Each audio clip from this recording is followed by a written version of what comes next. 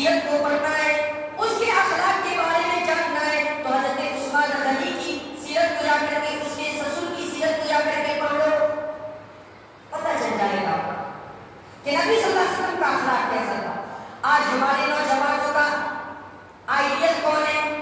کوئی کہتا ہے میرا آئیڈیل وراٹ کوہلی ہے، کوئی کہتا ہے میرا آئیڈیل سلمان خان ہے، کوئی کہتا ہے میرا آئیڈیل فلانا ہے، کوئی کہتا ہے میرا آئیڈیل فلانا ہے۔ وہ لوگوں تمہارا آئیڈیل، آج میں کچھ دن پہلے کی بات بتا رہا ہوں، بہت سارے نوجوان ابھی دلی وغیرہ سے آئے ہیں، بقرعید کا موسم ہے، عید الاضحیٰ کا موسم ہے، اس کے اندر میں نے بہت سارے نوجوانوں کو دیکھا، جیو مائل کی بات کر رہا ہوں، 10 سے 15 نوجوان تھے اور وہ سارے کے سارے اپنی پینٹ جو ہے نا پھیل پہن کر کے گھوم رہے تھے۔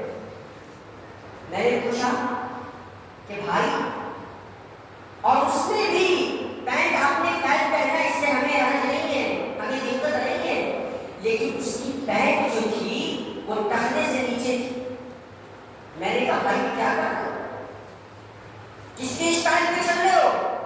انہوں نے کہا فلانے ہیرو صاحب کو آپ نے دیکھا ہے فلم کے اندر، اس نے اسی اسٹائل میں پینٹ پہنا، میں بھی اسی اسٹائل میں پہنتا ہوں۔ آج اس کا آئیڈیل وہ ہے۔ آج ہمارے نوجوانوں کے آئیڈیل ہیرو ہیں، آج ہمارے نوجوان مرد اور نوجوان لڑکیوں کی ہیرو اور ہیروئن کو اپنا آئیڈیل مانتے ہیں۔ میں پوچھنا چاہتا ہوں کہ اگر آپ اسلام کا دعویٰ کرتے ہیں، اگر آپ یہ کہتے ہیں کہ ہم مسلمان ہیں، ہم نبی کو ماننے والے ہیں، تو اللہ کی قسم آپ اس دعوے میں پکے نہیں اترتے۔